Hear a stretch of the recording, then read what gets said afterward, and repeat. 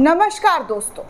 प्रधानमंत्री नरेंद्र मोदी का डंका इस कदर बज रहा है दोस्तों कि जो देश पहले हमारे देश के साथ मित्रता की गाथा गाया करते थे, अब वो अपने देश में वीज़ा रद्द करते हुए नजर आ रहे हैं। जी हाँ दोस्तों, सऊदी अरबिया के जरिए भारत सहित 14 देशों को वीज़ा देने से रोक दिया है।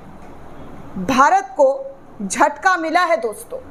अभी हाल फिलहाल में गल्फ कंट्री से लेकर तमाम कंट्री में भारतीय जनता पार्टी और विपक्ष के लोगों को लेकर ऑपरेशन सिंदूर के बारे में जानकारी देने गए थे। इसको लेकर भी विपक्ष ने सवाल उठाया कि भैया ANI के कैमरे के अलावा इस खबर पर कहीं कोई चर्चा ही नहीं है। और निशिकांत दुबे तो सऊदी अरब जाकर ही बदल गए। कतर कुवैत में हिंदू मुस्लिम सिख ईसाई आपस में है भाई भाई करने लगे।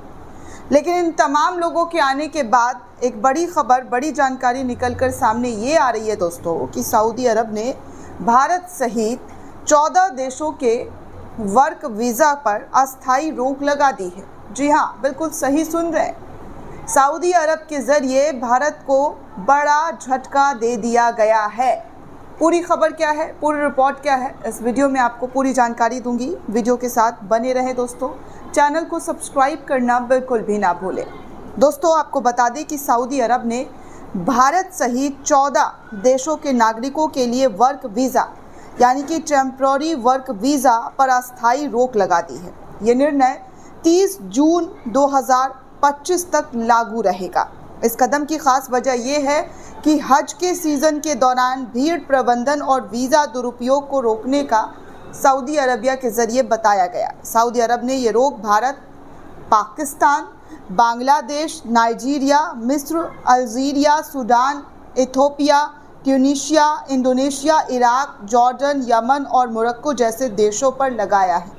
इसके अलावा वीज़ा, फैमिली विजिट वीज़ा और टूरिस्ट वीज़ा जैसे अन्य अल्पकालिक वीज़ा पर भी प्रभावित जो है वो किए हैं। हालांकि राजनयिक निवास और हज VIP वीज़ा पर इसे रोक से मुक्त रखा गया है। सऊदी अरब ने ये निर्णय हज 2025 के दौरान सुरक्षा और प्रशासनिक चिंताओं को ध्यान में रखते हुए लिया है। हालांकि हज दोस्तों अब ख़त्म हो चुका है, लेकिन लाखों लोग अभी भी मक्का मदीना और आसपास के अन्य धार्मिक स्थलों की यात्रा पर जा रहे हैं।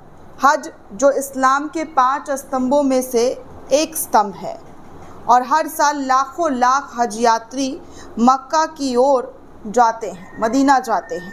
हर साल लाखों यात्री को मक्का की ओर जो है तमाम चीज़ें प्रक्रिया करते हुए देखा जाता है। हज की जो भी अरकान होते हैं वो पूरा करते हुए देखा जाता है। इस दौरान अनधिकृत प्रवेश और वीज़ा दुरुपयोग को लेकर सऊदी प्रशासन के ज़रिए पहले ही रोक लगाया गया था, सख्त कदम उठाए गए थे।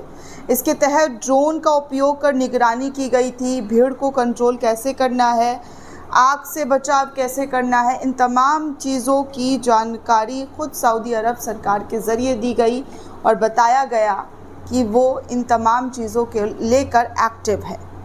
आपको बता दें दोस्तों कि इस वीज़ा निलंबन से उन हज़ारों श्रमिकों पर असर पड़ने की संभावना जताई जा रही है जो सऊदी अरब में वर्क वीज़ा के तहत काम करने की योजना बना रहे थे। ख़ासतौर पर मौसमी और अर्धकुशल श्रम पर निर्भर उद्योगों को अपनी रणनीतियों में बदलाव करना पड़ सकता है। जिन श्रमिकों के पास वैध वीज़ा है लेकिन वो अभी सऊदी अरब नहीं पहुँचे हैं, उन्हें प्रवेश में देरी या प्रतिबंध का सामना करना पड़ सकता है। ये कदम सऊदी अरब की सऊदी जायनेस नीति के अनुरूप किया गया है, जिसका उद्देश्य स्थानीय नागरिकों के लिए रोजगार के अवसरों को बढ़ाना है। इस नीति के तहत विदेशी श्रमिकों की संख्या को नियंत्रण करने और अस्थायी श्रमिकों को प्राथमिकता देने पर जोर सरकार की तरफ से दिया गया है। सऊदी अरब जाने की योजना बना रहे श्रमिकों को सलाह दी गई है कि वो अपनी यात्रा से पहले एयरलाइंस या निकटतम सऊदी दूतावास से वीज़ा और प्रवेश की पात्रता की पुष्टि कर लें। भर्ती एजेंसियों को भी लंबे समय के लिए तैयार रहने और अपने ग्राहकों को देरी की सूचना देने की भी सलाह दे दी गई है। यह अस्थायी रोक भारत, पाकिस्तान, बांग्लादेश और अन्य प्रभावित देशों के श्रमिकों के लिए अल्पकालिक चुनौतियां पैदा कर सकती है। सऊदी अरब के अलग अलग शहरों में भारत, पाकिस्तान, बांग्लादेश में सबसे ज़्यादा लोग काम करने के सिलसिले में अपने मुल्क से सऊदी अरब जाते हैं।